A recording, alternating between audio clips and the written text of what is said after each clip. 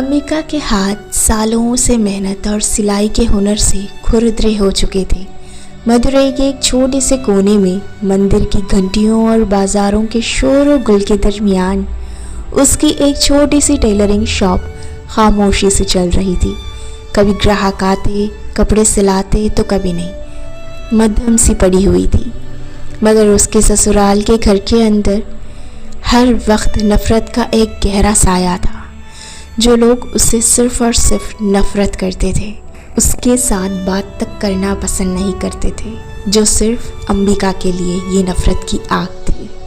कभी स्कूल ही ना जा पाने वाली अंबिका की ज़िंदगी में तालीम का ना होना हर वक्त उसे महसूस करवाया जाता था। श्रीधर और जानकी, उसकी सास और ससुर, हर बात पर उसकी तालीम को लेकर उसे नीचा दिखाते रहते। कार्तिक, उसका शौहर, जो कभी भी उसका साथ ही नहीं देता, हमेशा खामोश रहता, अंबिका का तमाशा बनता हुआ देखता रहता। हर दिन सुबह से शाम तक घर के कामों का सिलसिला रहता। नाश्ता, सफाई, धुलाई और उनकी फरमाइशों की चीज़ें बनाना और उनके काम करना, और फिर उसके अपने कपड़ों के टुकड़ों को खूबसूरत कपड़ों में बदलने का काम। ये काम अंबिका के दिल को बड़ा सुकून देता। उसकी सारी दिन की थकावट ख़त्म हो जाती। उसका ये पसंदीदा काम था।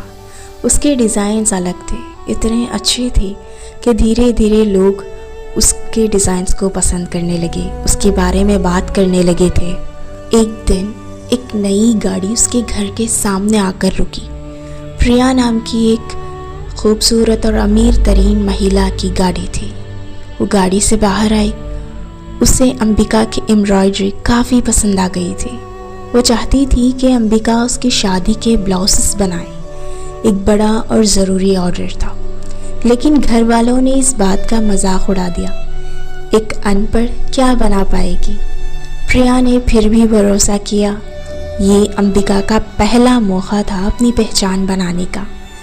काम शुरू ही हुआ था कि मुसीबतें आने लग गई। सुइयाँ गायब हो जाती, धागे उलझ जाते, डिज़ाइंस बिगड़ जाते। घर वालों ने कहा अंबिका की नालायक ही है ये। कार्तिक भी शक करने लगा।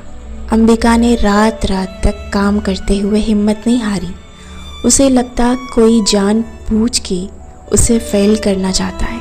तभी उसे कुछ अनजाने तोहफे मिलने लगे। नए धागे, एक डिज़ाइंस की किताब और एक छोटी सिलाई मशीन। एक दफ़ा एक छोटा सा नोट आया उसके हौसले को बढ़ाने के लिए। ये कौन था? अंबिका हैरान थी, मगर उस मदद ने उसे ज़िंदा रखा। जैसे तैसे करके अंबिका ने अपना पूरा ऑर्डर कंप्लीट कर लिया। ऑर्डर कंप्लीट हुआ और प्रिया ने खुशी से पैसे दिए। घर वालों ने पहली बार इज्जत से देखा, लेकिन दिल से नहीं। उस रात अंबिका को एक डायरी मिली, उसकी दादी सास की, जैसे वो कभी मिली ही नहीं थी। उसमें लिखा था एक ऐसी औरत के बारे में जो कभी अपना बुटीक चलाना चाहती थी, लेकिन सोसाइटी और फैमिली ने उसे रोक दिया, उसके पंख काट दिए। उसकी हैंडराइटिंग उसी मदद के नोट्स जैसी थी। अंबिका को पता चला कि वो पुरानी डायरी उसके बगल के मोहल्ले के एक छोटे दर्जी के पास से मिली थी। ये वही किराने की दुकान थी जहां अंबिका कभी कभी सामान लेती थी। उससे ही उसकी मदद की थी। उसकी दादी सास के कहने पर अंबिका ने सच को सामने लाया। घर में हंगामा तो हुआ, लेकिन अब अंबिका बदल चुकी थी। उसका काम चल पड़ा था। प्रिया जैसे लोग वापस आने लगे।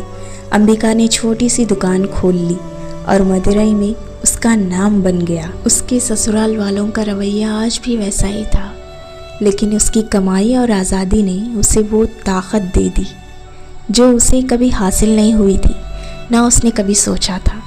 कार्तिक भी अब कभी कभी उसकी तारीफ़ करने लगा।